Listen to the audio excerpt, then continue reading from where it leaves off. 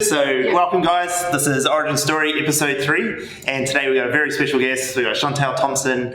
Shantelle is a mother, a storyteller, an entrepreneur. She's a 3-time world champion, Brazilian Jiu-Jitsu champion, and she's a 2019 NAIDOC Sportsperson of the Year, only the 8th woman to be honoured with that title, and so we're very, very lucky to have her here today on the show, and we're going to dig deep into her origin story, see where she came from, see the path that she took to where she got to, and then we'll take it from there. So welcome, Shantelle. Thank you so much. Nice to have you on the show. Yeah, thank you so much for having me. I'd like to begin by acknowledging and paying my respects to the traditional custodians of the land that we're meeting on today, the Bunurong people and the Wathaurong people of the Kulin Nations, and pay my respects to elders both past, present and emerging. But I'd also like to extend that acknowledgement to all First Nations people across the world, Pacific Islander people, Māori people, who are still taking a stance and saying, and fighting Western culture and domination and saying our culture matters, our children matter, and still fighting to find a way to coexist and influence current Western structures to go, we have value here too. Yeah, cool, awesome. Yeah. Thank you so much. So I guess what we'd like to start with is, let's go back to before the Jiu-Jitsu. Yeah. Let's go back to wherever you feel comfortable starting, and let's talk about that life before the training, before the sport. Yeah, wow. It's really interesting how consuming the last 6 years have become. And so I grew up in northwestern New South Wales. I'm actually Barkindji, Nibam and Mullianguppa, which is 3 First Nations tribes from northwestern New South Wales. And two of those I've only found out in the last 2 years. The third, Barkindji, I'm actually fighting to have confirmed that I am Barkindji. Okay. So that's the complications of being a First Nations woman. And looking like me, you don't look like the tourist version of an Aboriginal. So you're constantly having to justify to both sides who you are, and you're constantly either justifying or apologising. Not in my case, I never apologise. And I'm the second oldest of 17 siblings. Mum and dad together, mum and dad separated. Some have passed. Most of them are brothers. I've only got 3 sisters. One surviving. My mum passed away when I was 20 years of age. Grew up in really challenging circumstances, but balanced by love and a sense of knowing that I was never alone. So it's really interesting how the dynamics of my childhood and my teenagehood have created where I'm at today. And I pretty much remember throwing my first punch when I was 7 years of age. With the mission kids, because I wasn't being raised on the mission. My nan helped my dad buy a house. So I was raised by my father, who's non-Indigenous. I was disconnected from my mum's family just through various reasons, but where I grew up with my mum's sister and cousins and stuff. So I grew up being Aboriginal. I always knew that I was Aboriginal. And for some reason, even with all the other cultures that I have in me, the typical European mix, my Aboriginal identity is the one that speaks to me the strongest. And so I knew that from that age, I knew it was like, okay, I have to learn to stand my ground, because I'm never black enough, you're never white enough. And it was either you fought back or you curled up. And I think it was something that was gifted to me by my ancestors, but something that was forced out in difficult ways by my circumstances. So I grew up learning to hold my ground. I was always protecting my siblings as well. And I'd stand up and protect others who didn't have the strength or the capacity that I had. Had a really hard time with school. My schooling was very fractured, but very intelligent, really loved reading books. Something not many people know is that by the time I was about 12 years of age, I had 3,000 books in my bedroom, and they were all romance novels. I actually loved Mills and Boons and historical romance novels. Anywhere you found me, I'd have my head stuck in a book. And I think it was a refuge. It was that idea of the life where you were loved, and there were all these adventures and strong women in these stories and stuff like that. I hated the ones where the women would be rescued though. I was like, nah, stuff that. But knew that education was a pathway out. So a really stable influence in my life was actually my paternal grandmother, Joan Thompson. And she was actually a mechanic during the war. And she buried my grandfather, who had been a prisoner of war for 3 years. Severe PTSD. So she was a warrior in her own right, and she raised 5 kids. Like, my dad's the youngest, and loved both my parents, but highly dysfunctional. and they're a product of their circumstances. Like, it's really interesting to take myself out of my story and look at the sociological impacts of where they came from, their circumstances and their cultures. Yeah. Like my dad, I heard a story where my dad's friends said, oh, you can come, but the Abbo has to stay at home, about my mum. And he's like, oh, well, bad luck, I'm with her. Mm. And these aren't things he's told me, it's things other people have told me. And so a combination of all these things of always having and never being heard and always fighting to be heard. So it was like almost having to yell just to be seen. Yeah. And that shaped who I became, but I didn't have anyone to kind of nurture me into the leader, the potential that I could have. So when I look at my eldest girl is so much like me. Yeah. And she's phenomenal. Like, this kid is, if I do nothing else right, with my kids I've broken the cycle. Yeah. All the cycles that are attached to me, being a woman, being Aboriginal, everything that comes with that, they're creating a new cycle. Yeah. And when I look at her, I'm like, who could I have become if I had what she had, but then I wouldn't be who I am today. Yeah. So that all kind of accumulated into me wanting to be a leader. Yep. I wanted to help young people in the community, always wanted to be a mum. Like, always wanted to be a mum. I would have had 10 kids by now if I hadn't found jiu-jitsu.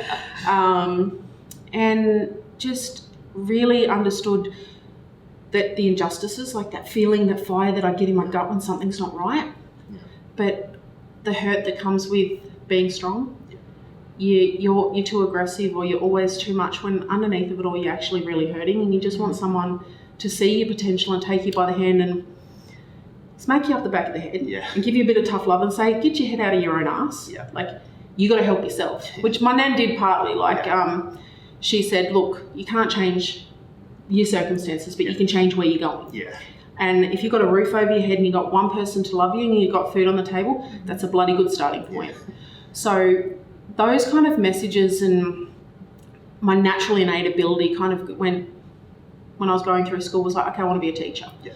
I had some shit experiences with teachers, but I was also, I would have made them earn their money, I can tell you that. I'm surprised I probably sent a few of them to Ward 5, I can tell you that. Now reflecting back on my own personality, and I wanted to be a teacher because I was like, okay, I can impact young people, but I can influence the system from the inside. Yeah. I don't know how I knew that it was harder to fight the system on the outside than it was on the inside. But I failed Year 12. Like, my mum got sick with cancer. My dad and I had some falling out. I was being judged at the school for who I was rather than the potential for who I could become, and I knew I had to leave. Yeah. And I ended up failing Year 12. I went back and I repeated, finished Year 12, got accepted into university through an alternative pathway. Yeah. It took me 10 years to finish my teaching degree. Started in 2003 as a young woman. Yeah. Finished, graduated as a mother of 3, a survivor of postnatal depression, an attempt at suicide, self-harm had been in there, all these different pathways I lost my mum, I'd had miscarriages and different relationships, and that I came through all of that and I still finished. Yep. And I always knew that I wanted to do something, and finishing my degree was one of the things that I'm the most proud of, because it took 10 years to finish that, and people often look at things like that and they try and hide it. Yeah. But my struggles it's not despite my struggles, it's who I've become, it's because of my struggles. Yeah. And actually in uni I was really inspired by literature, like mythology, like origin stories and the hero's journey. Yep. Yep. But also sociology. Yep. Does agency and structure, so does society create the individual, or does the individual create society? And we know it's both, right? Yeah. But a lot of the people that I work with, they are so influenced by their environment that they don't see themselves as having the power to influence their environment, but coming from the inside out. Yeah. So like that internal world, like you look at anything I've done, and there's no way in hell anyone would have backed me to get to where I am today. Yeah. So I think all that accumulation of stuff, and there's a lot there to unpack, but I'll leave it at that. But that's pretty much where I started. I always had the fighting spirit. My circumstances brought that out in the wrong way. Like I started to get really aggressive. My trauma, if I felt unsafe or triggered, it would really come out really aggressive, really violent. Yeah, okay. I was sexually abused when I was 6 by a family member and stuff like that. So by the time I was 18, 19, I was getting into street fights. Like, if I was made to feel unsafe, particularly when guys wouldn't take no for an answer, I wouldn't wait for a second chance. I'd hit first and ask questions later. Yeah. And I got really accused of particularly being a female, of being overly aggressive. So the messaging in my life has always been, you're too much. Yeah. Sit down. This is as good as it's going to get for you. I had a teacher say to me when I was about 14, you know, your brothers are probably going to end up in jail and you're more likely to end up pregnant or in a domestic violent relationship than you are to finish school. Because circumstances are against you, statistics are against you. And I went, fuck that. Yeah. Like, you don't get to determine my path. This might be where I'm starting, but I'm going to determine. And I didn't see a pathway out, so I created one. Yeah, amazing. Yeah. And so what was that catalyst then? Was there one specific incident where you said, all right, let's get into jiu-jitsu? Did the door open for you? What happened? What was that moment? So there was kind of 2 segues into jiu-jitsu to where I am now. So when I was about 18, 19, I started working as a bouncer. Okay. Put that aggression somewhere? Yeah, actually it was quite funny because the older bouncers would actually send me into fights where it was guys. Yeah. Because the guys would turn around and go, pat me on the head or go, sweetheart, not knowing that I was more than capable of. And then I started to understand it was like, because I was a woman, they didn't take me seriously. But that meant that people would leave. Yeah. And it kind of diffused things. Yeah, okay. But then when there was a woman in trouble or something like that really nurtured that warrior spirit in me, the protector in me to go, I can help this. Like I saved a girl, like potentially saved a couple of girls from getting raped and stuff like that because I saw them getting into cars with guys or people and I was like, I just trusted my gut. And I'm like, you know what? You can come with me. I even took one home because she just didn't know who she was. And she woke up on my couch and she freaked out. I said, you're a stupid girl, like drinking that much. Because I was never into love dancing, love going out and partying and stuff. And I could shake a leg too. And some of the outfits I wore. I just hope my kids never see photos of it. I pulled a dress out of my wardrobe and I was like, it looks like a t-shirt on me now because I'm definitely a lot thicker than what I was back then. But I was like, bloody hell. Memories for you. And my auntie was like, look, I think you should try martial arts. Yeah. So I went down to this, just a high school gym, a primary school gym where martial arts, and it was the first time, and jiu-jitsu was very new to Australia. So that would have been 2005, 2004. Yep. And I was like, oh, I could do this. And then the UFC started coming out. I was like, oh. And I started training. Yeah. Plus I met a guy there. That's where I met my baby daddy. Okay.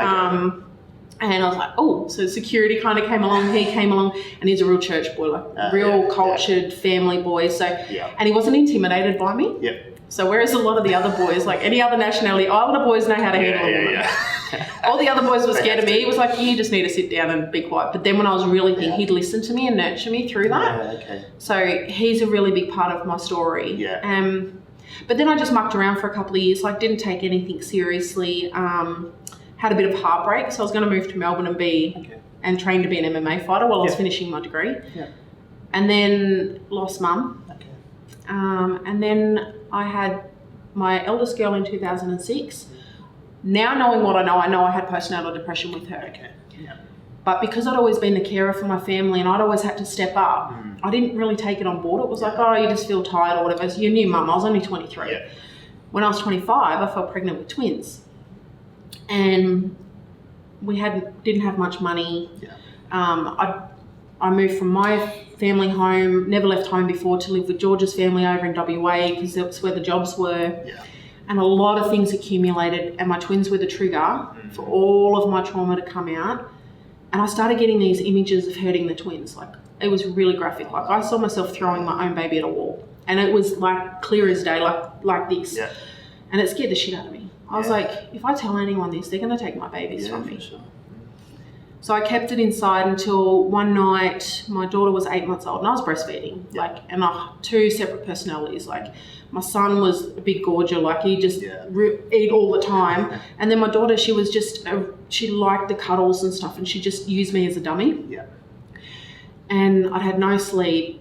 My other daughter was 3 years of age. Like we had no money. It was all these things accumulating. And I was holding her, she wouldn't sleep, and I remember I just slipped into one of those images and I started squeezing her and her cries changed from discomfort to pain and I realised I was actually squeezing my own baby and then their dad walked through the door.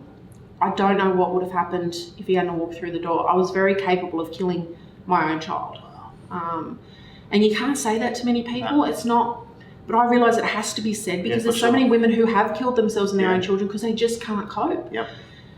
Western society gives this real Hollywood version of motherhood that you're supposed to be intrinsically in love, and all the responsibilities on one person or two people. Like, it's a very Western method. Like, you get 23-year-olds graduating university, they become social workers, and because of our overwhelmed child protection system, they get given all these cases. Yeah.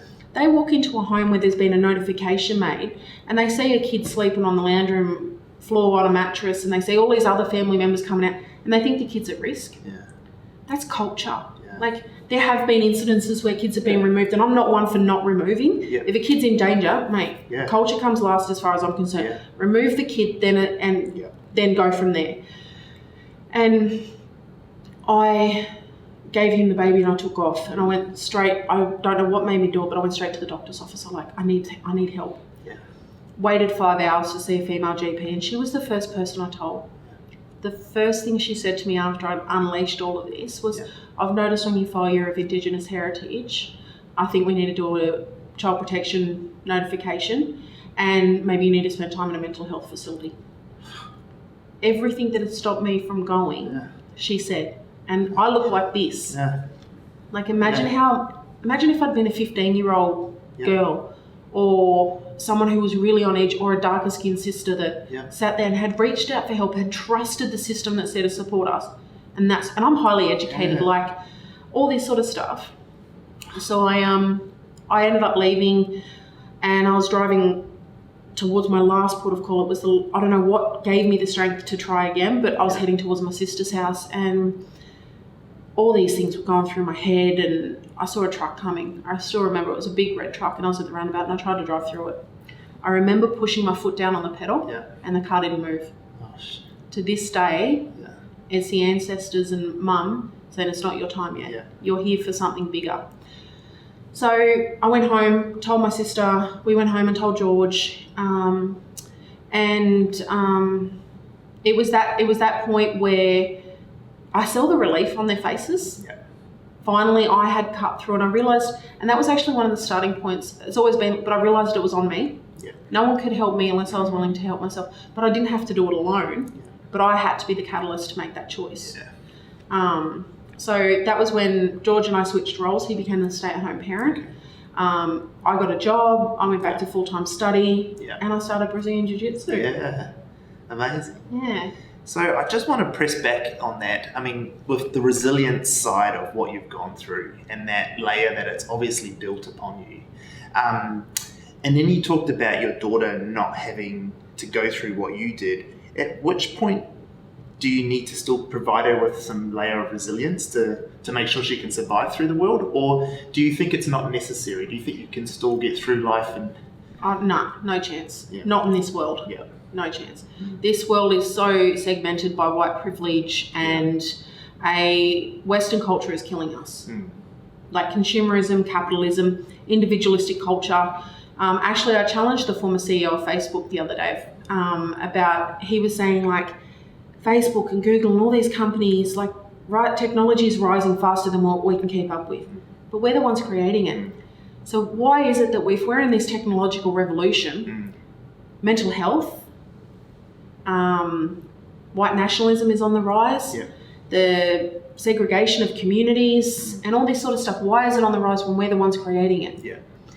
Yet I know First Nations people, Pacific Islander cultures, ethnic cultures, we have the answers to first world problems. Sense of community, a sense of responsibility and accountability, sustainability. People think they've created mindfulness. We were doing that for 60,000 years. We are the oldest living culture in the world, but that comes with a responsibility. Yeah. Having me for a mum is pretty tough. Yeah. You look at my resume and it's enough to give anyone imposter syndrome or a sense of self-doubt. Yeah. And the reason I share my story is not to say, hey, look at me, what I've done. Yeah. It's more to show you what's possible. Yeah. If I can do this, then so can you. Like, I'm stubborn as hell, and I have a warrior spirit, but I really do lead from the heart. Like, people see my resume or they see my fighting photos and I'm like all fierce and stuff. that's only a very small part of who I am. Yeah. Everything I do actually comes from a deep place of love and nurturing. So I think with my daughter, she sees how different she is from her cousins. She's Tongan. She's 3 different Aboriginal tribes, and I'm trying to impress upon her culture. And that to me is more of a priority than her Western education. Yeah. I'll pull her out of school, but she's a kid that's fighting me to go to school. Yeah. She goes, Mum, school's important to me. Yeah, amazing. And she stands up to me. She's like, Mum, you need to value what I value. Yeah. Otherwise you're not supporting me. But she also goes home. She's growing up very Western. There's a big difference between being Aboriginal and growing up Aboriginal. Yeah. And it's the same with Tongans. Yeah. You see the difference between yourself and the other kids, right? Yeah, for sure. And I think challenging her to go, you are different, but you need to stand your ground. You need to stand in your truth that you are just as Aboriginal as anyone else. You are just as Tongan as anyone else. You are just you as well. I said, you are going to become a target because of who I am. Yeah.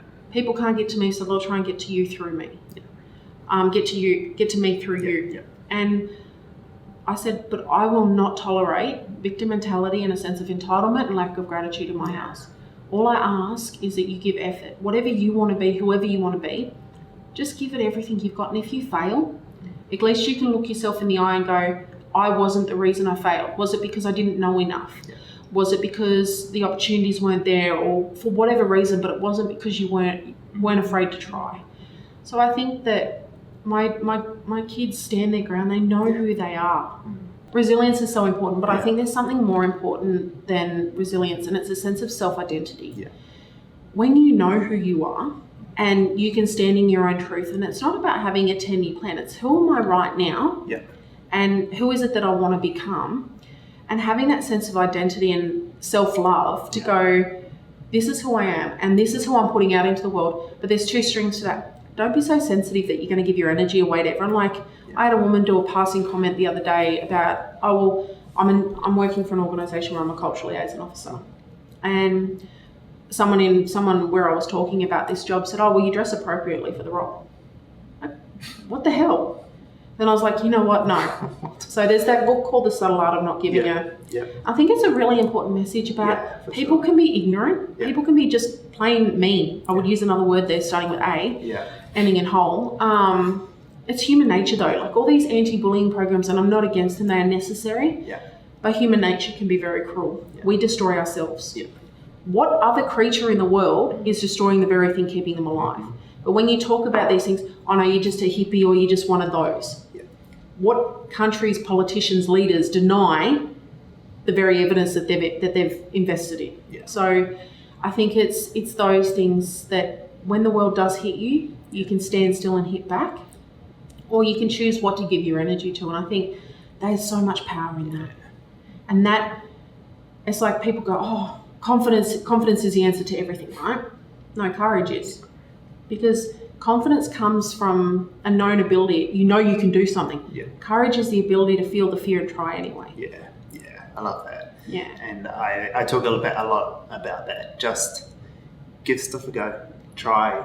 Walk through that door. You never know what's on the other side. But also be ready to suck it up. Yeah. Like, be ready to fail. Like, grit's a big key word at the moment, right? Yeah. And embrace the suck. I don't like getting up at 4 a.m. in the morning. I would really like to sleep.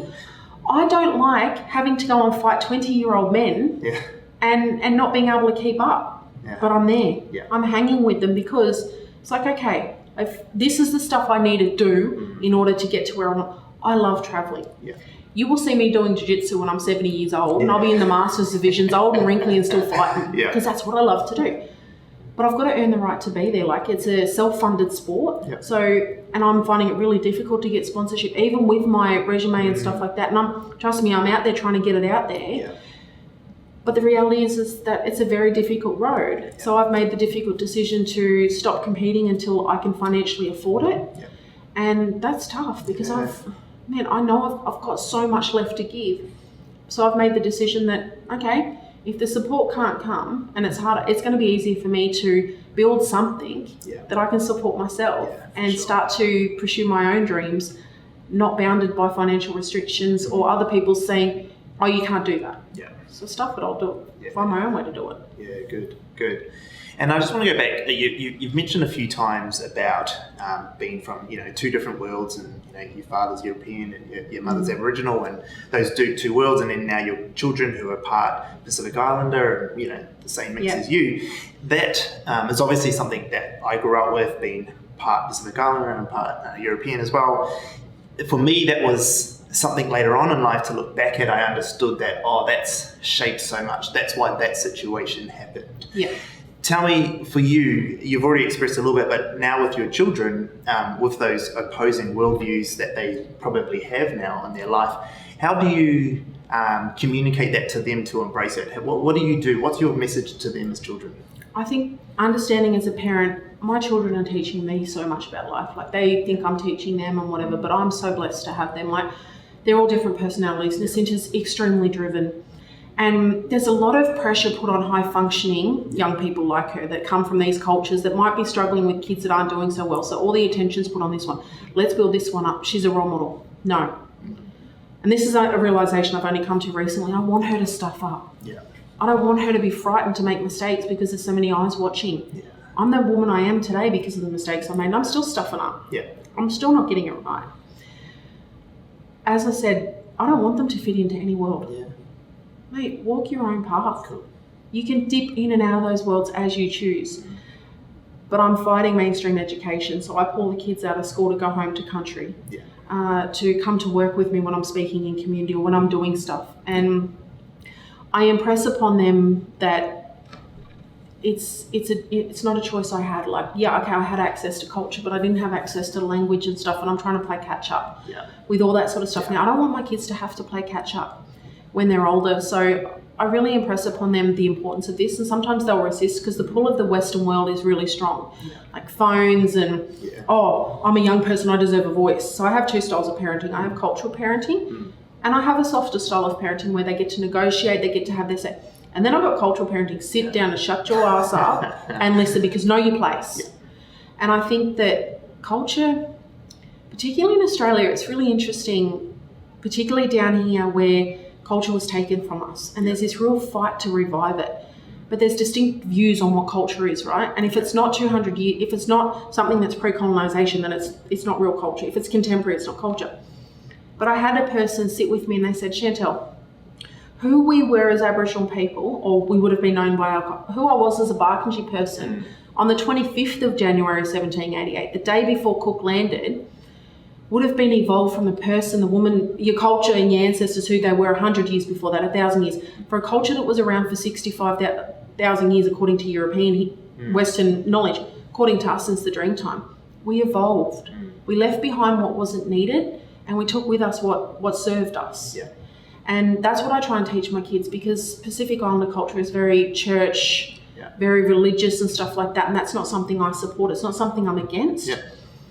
I'm for the family and the food and the connection and the elders. Like, we value our elders in a way that Western culture doesn't value growing old. It's a gift. Yeah. You live through life and there's so much knowledge there that we're not utilising. Yeah. So I say to my kids, and I'm trying to determine this for myself, if culture's not done right, if it's not something that you can walk with everywhere you are, then it becomes a burden. Yeah. It becomes a really hard thing to carry. So what can I give them that is going to serve them moving forward?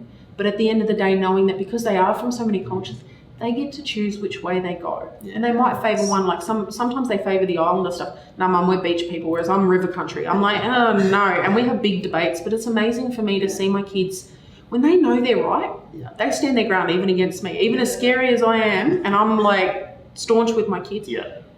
There's a bit of pride in me that goes when they stand back and they stand their ground and go, no, you're wrong. And they back themselves. I think that it's not going to impress upon them until they're older. Like you said, I'm sitting here at 35 going, I'm just getting started. And see, in Western culture, as a woman, I'm supposed to have the house, I'm supposed to have my shit together, right? Yeah. In Aboriginal culture, I'm still young. Yeah. Like, I'm still learning. Like, I'm an apprentice. Yeah. So that's given me permission to go, I've got this amazing career and I don't have my finances where I want them, and there's things that I haven't got together yet. And that's what people look at me and they think, oh, she's got it all together. Or they see my social media and they're like, man, you're everywhere. And sometimes you hear the question, when are you at home with your kids, or why are you doing this? And it's like, because I'm trying to build something. There's something inside of me that says, I feel like I'm on the tipping point of the next level, but I know that I'm not done yet. Like, I'm just getting started. There's so much to learn.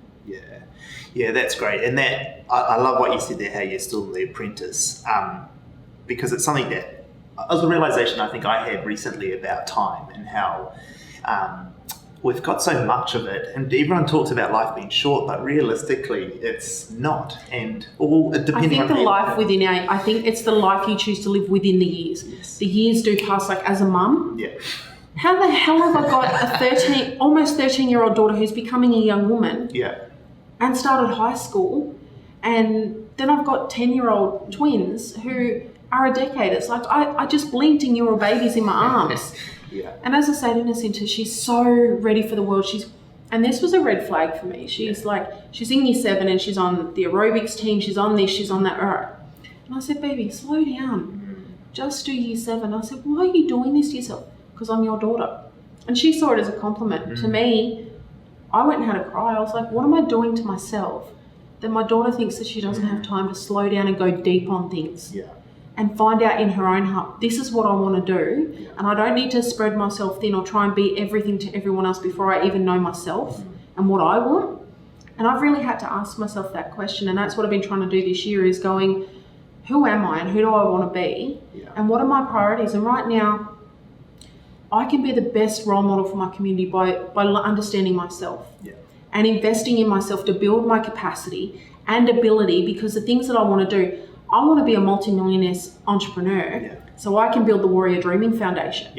Because I've seen politics is too slow, and it's there to undermine us. It's not there to serve us. Aboriginal politics are very complicated to navigate, and sometimes are just a dead end in themselves. Business is freedom. Like the red tape that you can cut through by having a resume and by having the means, and then I can surround myself with people who are warriors but have integrity and are walking the walk. Not talking it, but are actually, you want to talk about being a leader. How are you living and walking as a leader? And that's what I want to. I want to build this thing that's holistic. It's mentoring. There's financial support there. There's development programs. Like there's mentoring. It's a holistic approach to what I see are gaps in other offerings that just go, okay, we just do this one thing. And I think that's kind of where I'm at the moment. That's it's similar to myself. Like my partner and I, our thing is our goal in life is to be able to do what we want when we want, and to help as many others do the same. And it's about that, because we see the same thing, that there are so many people out there trying things, but like you said, they just do one little bit. And I'm like you, want to have my hands in everything. And so then I also struggle with because I also do believe in being the best in the world at something. It takes a certain level of focus or a certain level of direction. Am I just naive in my beginnings as an entrepreneur? Is it something that I should focus, or do I need some role models to show me how you can spread? I think it's that we're multi-potentialized. Like I heard this term on a TED talk, like people are like, you got to be one thing and you got to be summed up in 30 seconds. Good luck summing me up in 30 seconds. And you know what? I like that because it forces people to come and have a conversation. And we're about relationships. It's like we sit back, and I get this from my European side, the talking. Because you sit with Aboriginal people and they sit back and they suss you out. They make you work for it, right? But we're storytellers. And I think there is value in going deep. I'm a mum. I'm an athlete. I've studied. I've done a lot of things.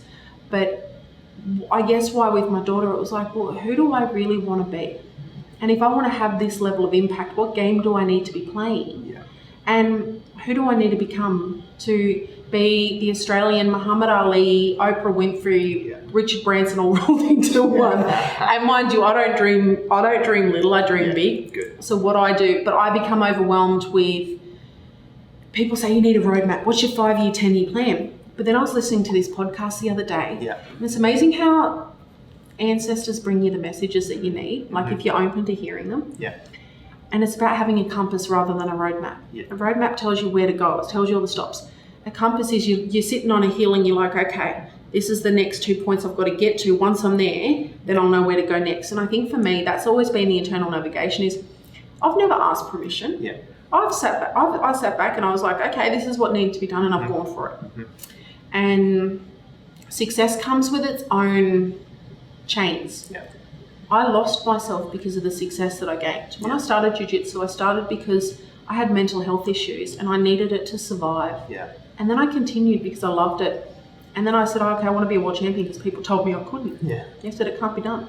But then when I started winning, I started being that as my defining point. And even now when people are like, okay, so you want to go into business for speaking, what are you offering? Like, I said, okay, I want to talk about self-leadership and stuff, but who? To the general population, to this and stuff. I want those keynote gigs that are paying 20K. Yeah. I know they're out there and I know people are doing it because I will give value back.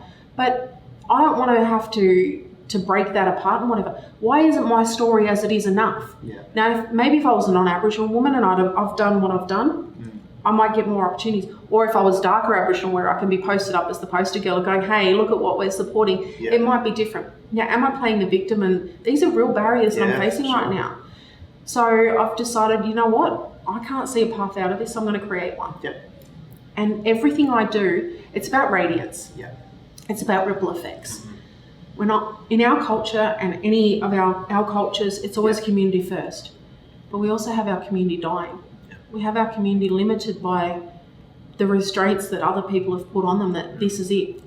So who can I become and how many people can I help if I invest in myself? And that's a very difficult question and decision for me to make, to go, I'm going to take the next 5 years and invest in me. I'm going to unpack the next 30, all these questions. I want to sit with someone and get them to help me unpack it. What are the themes of my life? But I also know that by sitting here sharing my story, I'm helping people and I can make a difference.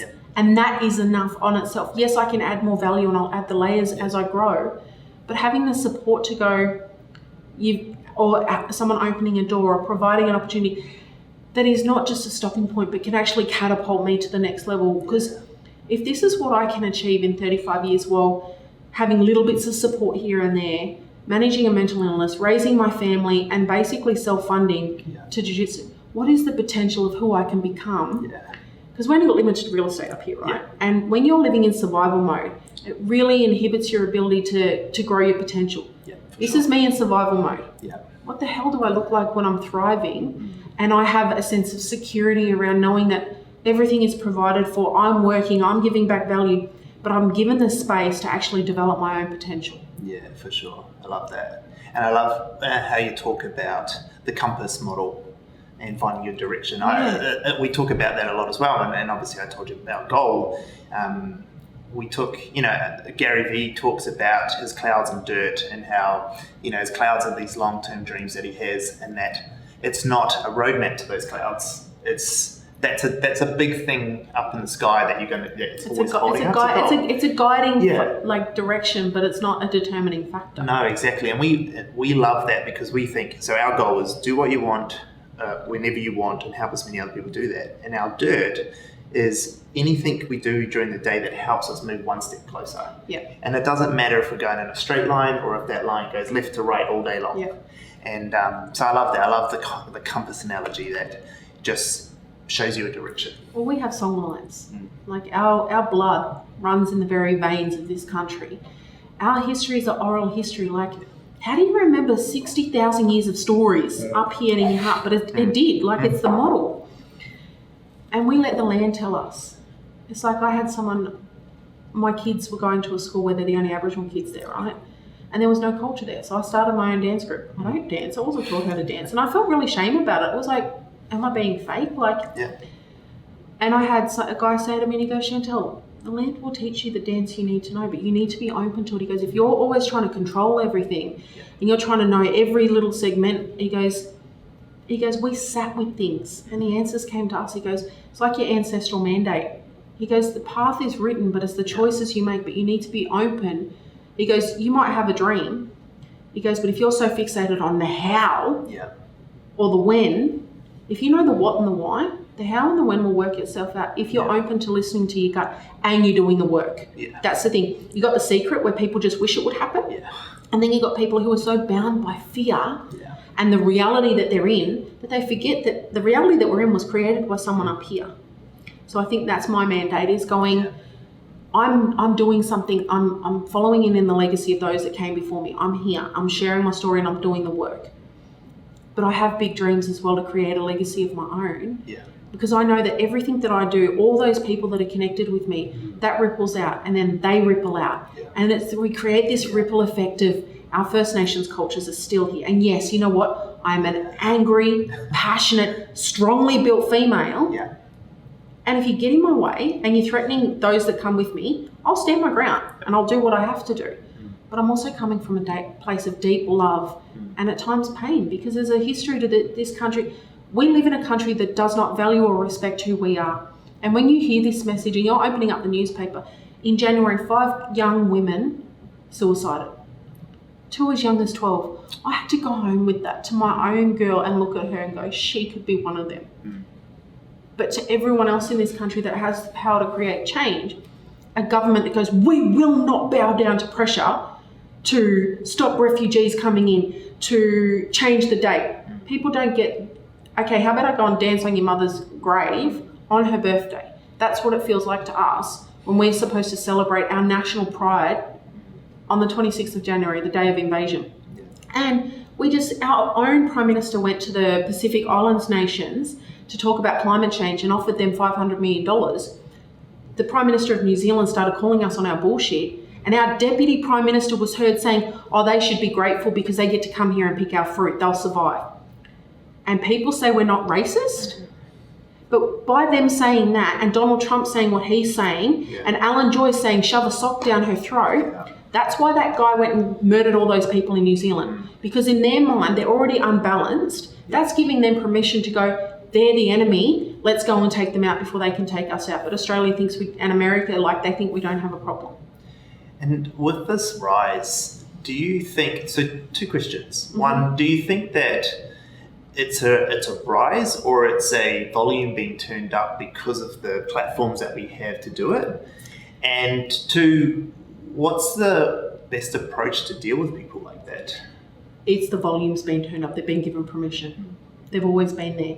Like, there was a guy I was reading about, and you read things like people would read it and go, oh, this is a conspiracy theory, because it's really scary. Yeah. There's a guy who was a part of one of those groups. He goes, they're everywhere. He goes, it's just that other people are saying what they want. They're supporting it. Like, me and my girls that I work with, they were talking about Pauline Hanson. And I said, you know, the scary thing is Pauline Hanson's not the problem. She's been given a platform. There's people that are paying for her to be in the role she's in. So how many taxpayers' money is supporting her opinion and her voice?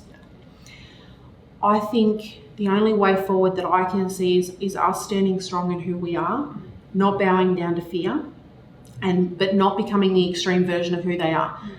A lot of people talk about racism. I talk about ignorance first. I think there's a lot of unintentioned, because a lot of people aren't connected with what we do. You meet that many people in the city who go, well, I've never met an Aboriginal person. I sat across from someone who said that, and I'm like, you've known me for 12 months. Oh yeah, and they went to say the real Aboriginals.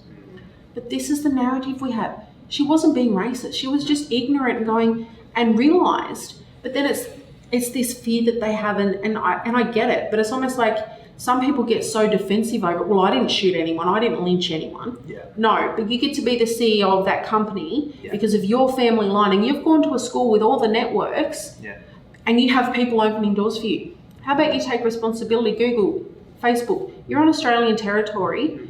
America you don't even hear First Nations voices. You hear African American voices more than you do First Nations voices. Yeah. Do your due diligence and go and have conversations and say, well, I have a responsibility. Because you get these, the baby boomers who go, well, we worked for it, so it's their job. Yes, you've got to take personal responsibility. So I'm operating on 2 levels. Like, I'm so confusing. I confuse myself. I'm like, what do I want as a person? What's my responsibility as a parent? What's my responsibility as an Aboriginal woman? But how can I influence society? So I'm working with the grassroots.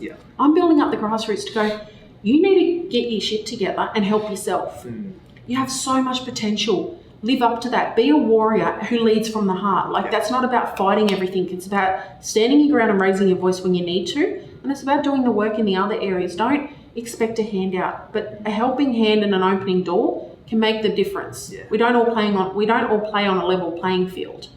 But then on the other side, I want to influence society and break down those barriers, because when I build these kids up, they're going to get to a certain point and they're going to meet a barrier that they can't overcome. Yeah. So what chips can I put in that barrier of the CEO sitting in these companies going, can you see an Aboriginal person being a CEO? Can you see an African refugee kid being the CEO of your majority white company? Yeah. Like having those conversations, but you can't have those conversations unless you've got a seat at the table. Because white privilege and being fragile, but we don't want to scare people. Hold on a second. This is what we live with every day. So we've got to hold your damn hand too. Come to the table and actually have a conversation. Be open-minded, leave your judgment at the door and actually try to understand. Or at least seek to break open your awareness. I think we need our champions and we need to come together because they're dividing us. Yeah. And I think people needing to understand that on both sides you're going to have your differences, but if we can come together, the majority of us will win out. Yeah, for sure. I want to keep on that because I like where you're going, where you're pulling from opposites. And on one side, you've got, we need to have that voice, stand up for ourselves, talk about ourselves. And then on the other side, it's also, let's make us together and equal as well. Yeah. And I think that that's a very interesting thing because I agree with you. I think the same way that I think if we're too strong, Pacific Islanders or First Nations or whatever people we want to identify, we segregate ourselves. And that's actually, if you look at apartheid, that was what they did to make that happen. Mm-hmm. It was like forced segregation, don't let anyone speak to each other, it's us versus them versus each other. Yep. And then so it is a hard thing, isn't it? Because how do you have that conversation of, I'm a Pacific Islander, I'm a First Nation person, but also I'm the same as you, white person. I want a home. I want to feel safe. We talk about diversity and inclusion a lot. Yeah. I call bullshit on that. Need to have an element that underlines both and is belonging. There are a lot of people who are included in this country who are allowed in. I don't feel like they belong. There's a lot of organisations, there's a lot of rooms where I've been included, but I haven't been made to feel welcome or like I belong. It's like you go into a conversation, or do I have to hide my passion? Do I have to hide my tears because I'm a mum? Do I have to hide the fact that I'm with male trainers and if they push me too hard, my pelvic floor is going to give way? Like it's these things of going, when people really truly feel like they belong, what's the power in that though? Yeah. Like what is the passion in that? Like we have our government is privatising jails. Yeah. There are companies profiting off of incarceration, right? And it costs us more money to keep people. We have the youngest incarceration age in the world. We are arresting and locking up and at times isolating as a form of punishment 10-year-old children. That is the same age as the children that I kiss good night and crawl into bed with and wake up because they are lucky enough, they're privileged enough to be able to have two loving parents. But we're punishing a child that is a product of their circumstances. Yeah. So, for example, I was listening to Annie June Oscar on a podcast today, Titters for Titters. Okay. And she was talking about, she grew up on a station. Yeah. She grew up on her traditional country, but it was owned by a station owner, right? This was at the time before equality came through. So they were still able to be on their own community. She remembers growing up on country, on the rivers and all this, but she also remembers her parents working really, really hard for the station owner. Yeah. Had the privilege to be there. As soon as equality came in and Australia was called on its bullshit and the world said, nah, you can't do this no more. Okay, you have equality. So equal wages and stuff. There was no transition period or going, hold on, how's this going to affect people? So you go from doing the stolen generation to completely stopping. You haven't taught people how to live in this world. Like we were never taught about financial literacy or money. We were never allowed to own land so that we could prosper. And then Annie June says she remembers almost 1,000 people from 4 different communities living in refugee-style camps. And this is the stuff people don't like to talk about. This is in living memory. It was in the 70s. Yeah. This is not something historical. This is living memory now. And the ripple effects and the consequences of that. Australia has only been seen to be trying to throw money at things. And they're like, oh, we'll just throw money at it. Hold on a second. Who's the CEO of the company that starts to create intergenerational wealth? Yeah. The rising middle class, like all of these sort of things. So I think that personally is like, I've got to be the best that I can be. I don't want to be the best in the world at anything. Yeah. I thought I did because that's what people told me I had to be once I started winning. Yeah. I want to walk off the mat knowing I left everything I could there. What can I learn? It's about the progress. It's about process. Yeah. It's not about outcomes. Outcomes are just indicators of where I'm at. I might be the world champion for 2 minutes. Yeah. When I go back to my gym, I'm going to get my ass handed to me. Yeah.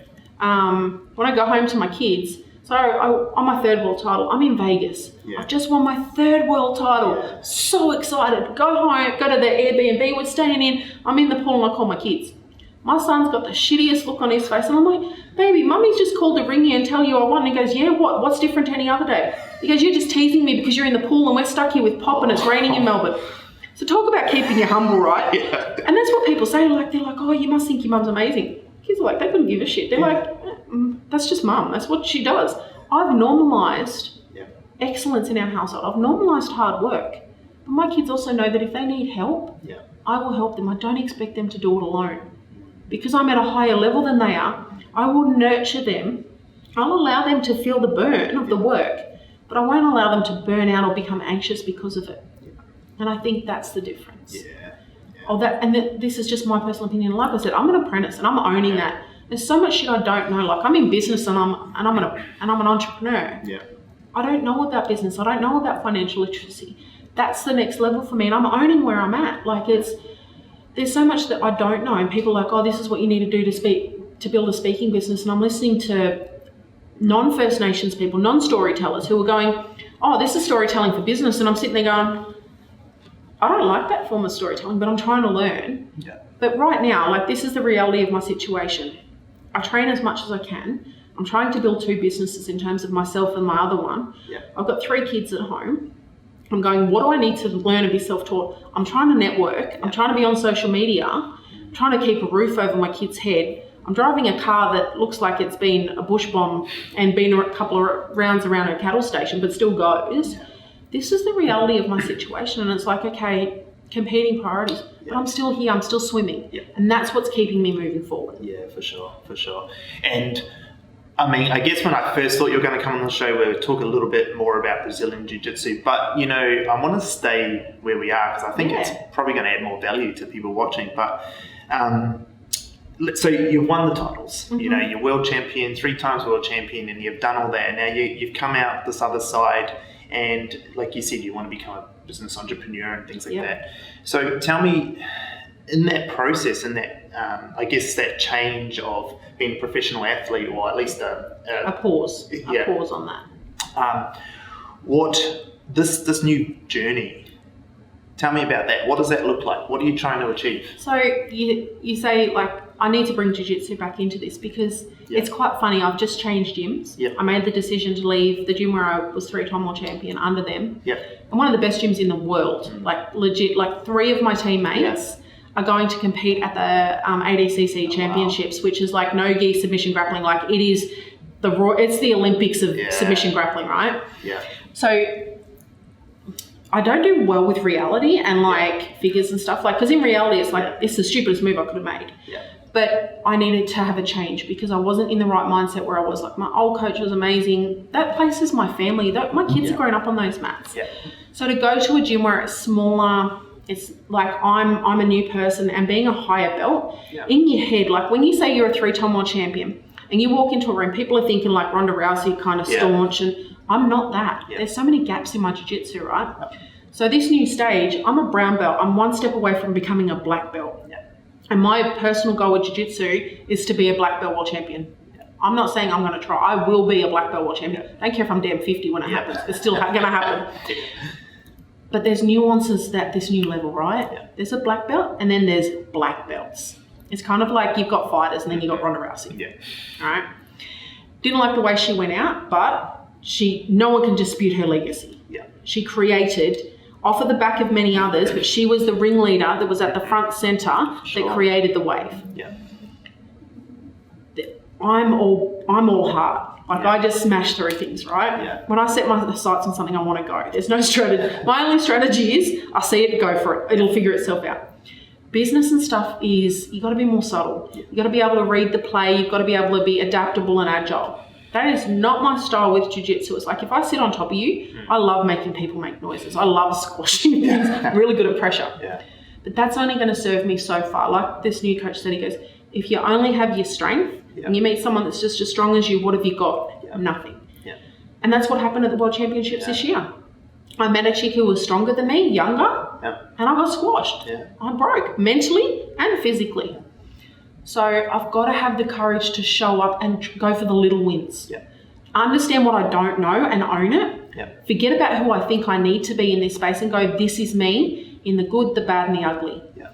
So in terms of where I want to go next and the fire that sits within me is going, I want to be an international speaker. I want to share my story and I want other people to go, because of her I can. Not to pat myself on the back, but if people can't see you, most often people can't become what they don't see. Yeah. I want people to see that. I want to share my story and break down. Just by sitting here, I break so many stereotypes. I'm a mum, but I'm a fighter. Yeah. I'm white-skinned, but I'm Aboriginal. Yeah. I'm a world-class elite athlete, but my body doesn't work properly. You put me in front of any physio and they're like, can you do what you do? I'm like, can you please tell me? Because I'd really like to understand what I roll against guys and they're like, you're so strong, yet I feel so weak. Like the contradictions and the bizarre mix of who I am and what I represent. Yes. So, and I want to do storytelling my way. Instead of me going, I'm just going to target CEOs because that's where the most money can be made. Yeah. It's like we connect, you say, oh, I really think you should speak to this person. And I sit with them and go, this is my story. What do you get from that? How's it going to help your people? Then I can shape my messaging to help. And it's still my story, but it's shaped in partnership with the listener or that community. I want to build a program called Kilalana, which is, in my language, means growth. And it's a mentoring, self-empowerment, life skills development programs for schools that's trauma-informed. And it's basically a self-leadership program. It's like personal development program that's in schools that teaches kids how to come from the inside out. What do you need to do to help yourself and to become who you want to become? But based on now, like, have your big dreams and stuff, but understand that it's those little steps that are going to get you there. But allow the dream to be slightly fuzzy. Because sometimes it takes a different shape, like, for sure. and live it. But don't live to get to that point. Live it now.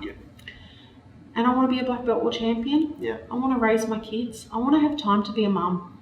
I don't want to be so busy building these dreams and trying to give them what they need to get to the next level. Like my daughter said she wants to go to the World Championships next year. I can barely get myself there. But you know what? I refuse to tell her no. I'm the one who planted these seeds. I'm going to nurture them so she can go where she wants. And I want to be able to give that to her. We think that money is bad in our cultures. Money is seen as a means to an end. Either a lot of people just live week to week, or they see success as, you being a coconut or you being a gubber. I want to be rich. I want a big car so that when I go home and I go to community, I can stuff 10 kids in the back seat to take them camping. Love that. Right? I want a house in Melbourne. I want to buy a house in Kew or in the inner city so I don't have to commute. That's my time and money back in myself. Plus the bigger house, you got the more floor space, you got more camping time for other kids. I can adopt all these kids that I need to. And that's what I see success as. It's like, this is the game I'm playing, but in order to play a bigger game, I get to spread the impact that I can have and throw. My idea is not to rescue people. My idea is to show what's possible and then to be able to help nurture them to do it for themselves or to give you the seeds. I will give you everything I have, but then it's up to you what you do with that. Whether you do it now or you do it in 10 years' time. And I think that's the level I want to, I don't think that's the level I want to play at. Now I've got that vision. I don't understand the how, like it can take many different shapes. Like right now I could take my business in any direction. Or I could choose to step away from jiu-jitsu and go, you've done enough. And that's what most people have said to me, why can't it be enough? Why can't you just go get a good paying corporate job? And because that's not my style. Like, I've realized this is just me. I love pushing the boundaries. I love seeing, well, what's next? And I want to answer the question, what if? When I'm sitting on my grave, I want to know that I've answered the question, what if? Who can I become and what can I do? And I want to be answering that question right up until I take my last breath. And that's me. Like I want to see, what can I do if I invest in my body and I'm consistent? Because I'm not consistent with my training. Like I start because I get distracted. I'm like this little kid that goes, oh, look at this shiny object over here. I'm curious. Like I'm passionate. But now the question that's driving me is going, who can I become if I focus and I gain a direction? So I'm going to be mum, I'm going to run my business, I'm going to share my story, and I'm going to be a jiu-jitsu athlete. Because if you said to me today, Shantelle, I'll support you to be a full-time athlete, I'd probably go, I'll do it 3/4 of the time, and then I'm going to build my business over here. Yeah. So in answer to that, I want to see how far I can go. Yeah. I want to see who I can become. I love that. And to touch back on yes, how you're saying you want to be rich and you want to do all these things. I love that because I think in our culture, not just in First Nations and Pacific Islanders, but even just Australian and New Zealand culture, it is very much that tall poppy syndrome of don't be too cocky, don't be too full of yourself, and people always pushing you down because they don't want to see There's you. a difference between, and I tell my son this, who is 10 years old. Yeah. He's good looking, he's got the caramel coloured islander skin, he's got these big brown eyes. Yeah. The kid is muscly already, he do backflips and stuff. I'm there trying, literally, I spent 6 months trying to learn this move. They're called head springs, where you do continuous flips on the floor. He watches us, he practices for about 2 weeks, and then he gets it like that. Me and his sister just look at him like we want to murder him. He's good looking, he's young, he's athletic, and he's naturally gifted. Yeah. The way he talks sometimes is arrogant my hackles just rise. Yeah. And as I explained to him, I said, you don't see mummy walking around with her medals around my neck. Yeah. I said, but don't underestimate me. I said, I'll pull them out when I need to. Yeah. I'm proud of who I am and I'm proud of what I've done. I've worked hard to get here. Yeah. There's a big difference between arrogance and pride, and I think that's we've forgotten that. Yeah. We are the oldest living culture in the world. Pacific Islander nations have a sense of family like no other. Yeah. And the dance and the music and the power of our languages. I'm proud of that. Yeah. And I think that's the difference that we need to be moving forward with, is going, we need to break through, because money's just energy, right? Yeah. It's just going, okay, I want that so I can play a bigger game. Yeah. And you see people, but I think it's also power and money have destroyed lives. Like you see people who have more wealth than a whole entire country, and that's wrong. Like after a certain point, you have to ask yourself, for what purpose? Like some of our richest people could come together and eradicate world poverty. We have enough technology right now, and Malcolm X said this in one of his speeches back when he was alive, said that we could eradicate poverty, but it doesn't serve us. Poverty is a business. Incarceration is a business. So there's no incentive to change it. So you know what, instead of waiting for someone to come along and rescue us, let's do it our damn selves, but hold those with the power accountable to say, no, you have a responsibility to provide opportunities to those that haven't had the opportunities you have. I'll do the work, but you can only chisel against a concrete wall for so long. You burn out eventually. There's got to be some give and take. Yeah, for sure.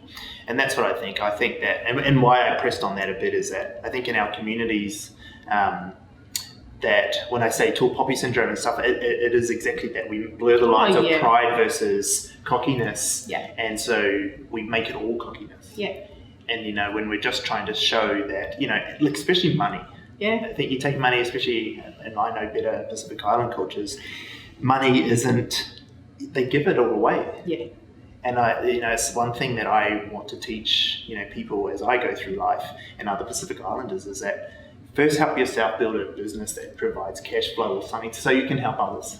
It's that saying, what's that saying that they say? If I teach you how to fish, you'll be dependent upon me forever. If I teach you how to fish, you'll be able to provide for yourself forever. So it's like, I will give you whatever I've got. Yeah. As long as my children are fed, Yeah.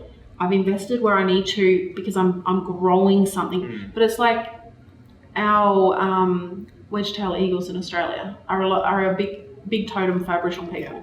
My totem, my spirit animal is the crow and the eagle. And I say to people, I'm like, when I plant this seed, right? Yeah. If I don't nurture it to grow, and an eagle comes and lands on it, when it's a seedling, it's going to crush it. The seed has to take from the ground the nutrients that it needs first to grow itself. And then you see these massive old river red gum trees that are as old as like 800 years or more. And they can become a home for so many creatures because they grew themselves. Like they gave what they needed to along the journey, but they didn't give so much that they had nothing left to nurture themselves. My mum passed away at 42.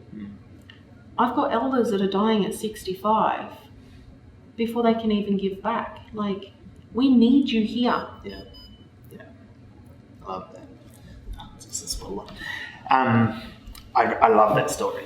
Yeah. I love That's that my take on analogy. it. Yeah. That's exactly what I was trying to get across. Yeah. I think when you've had enough time to think about it, it's like, okay, I'm getting called selfish, or I'm getting called arrogant because I say, like, in community, it's like, oh, you want too much, like, why isn't it enough? And then I had to sit back and ask myself, well, why do I want it? Like I said, that's the story about the car. It's like, I want a 7-seater car so I can go pick up more kids. Because I'm like, I just want to take kids on country, and kids who don't have what my kids have, or whose parents aren't high functioning, and I'll take the babies with me and I'll nurture them. Yeah. And it's like, just breaking through and asking myself, why do I want these things? And people say I a lot, that I talk about myself a lot. And I'm like, I really had to unpack that because it really hurt me. And I'm like, but I'm not like that. Then I realized when I say I, in my head it translates to we. Yeah. Whatever I do impacts my kids. Yeah. It impacts my community. Like, even though I'm Melbourne based, I try and go home every school holidays. I help the local Aboriginal organisation run a youth program, and I'm already like, okay, if I can run a leadership course for people to pay for, I'm going to take 10% of the profits and I'm going to pay myself to go and run one for free. And you'll find that with a lot of First Nations people or Pacific Islanders that are in business, they think like that. Yeah. The reason we have nothing is because we're giving it away, because it's the way we are. Yeah. But how can we do it smarter so that it doesn't just serve us and the people that are around us, but it starts to serve generations? I heard a story in New Zealand of a community that consulted with a guy here from Melbourne about, they own their traditional lands and stuff. What can they do? And on their council, apparently there's this person who has the sway of the votes because they represent the next 7 generations. Okay. So how amazing is that when they're making these decisions, it's not just about the immediate benefit, but it's like, if something isn't going to benefit the next 7 generations, they say no. Yeah.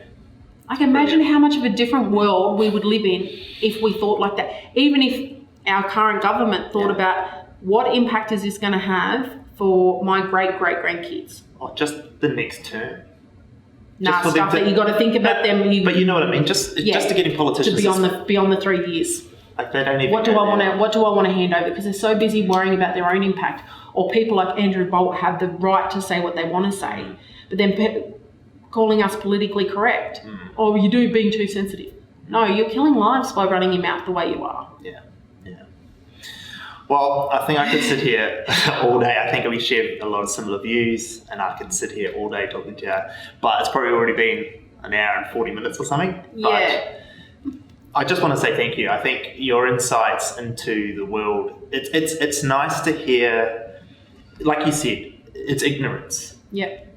You know, I've lived in Australia now for over 10 years, and I've probably had 2 or 3 conversations with First Nation people, Aboriginal people, but none have been in depth. Yeah. There's been no depth. Yeah. And it's just because I haven't had that opportunity. And so when the opportunity to speak to you came up and we got introduced through people that we knew, I jumped at it. I thought, I have to have this opportunity because I like to think about my people and where I've come from, both my Pacific Island side, but also the European side. Yeah, exactly. Because my mum's family's story through their European travels is crazy. I mean, you think about what they went through to fight to have a second chance. Yeah. Even if that was at the demise of others. Like, you're the colonizer and the colonized, and so am I. Yeah. It's like when people say, go back to where you come from. I said, what, do you want me to cut off my foot and leave that here? And then I'll chop up the rest of me and send it back to all the places I come from. Because guess what? Yeah. This is home. This is where I come from. But my Aboriginality spirit is what holds my heart. Yeah. But I never ever diminish any of the other stuff because my grandparents fought for this country. Yeah. And yes, the history happened, but I am a product of that history. 100%. We'll have to do another one though, because this is the beginning of a new chapter for me, and that's what I'm excited about. Is going okay. This was part 1. Yeah. I'm trying to unpack part 1 so I can understand how to go into part 2, but without carrying the baggage. Without being weighed down. It's like with our trauma. Yeah. We get taught how to sit in trauma and it becomes a scar. Yeah. But you let the scar heal. Yeah. And then you leave behind, you let go of what isn't meant to come with you. It doesn't mean you forget. And I think when shit happens to people, they either repress it and they forget that the spirit carries that, or they stay there. Yeah. I want to learn how to manage my pain, sit in it, feel it, teach other people that, but then wear the scar proudly and go, yes, this happened to me. This is how it grew me, but I get to dictate what I make of that for the next step. And that's what I'm trying to understand now. Is how do I take all this and make it mean something for where I'm headed? Yeah, brilliant. Thank you so much. No, thank you. Pleasure was all mine.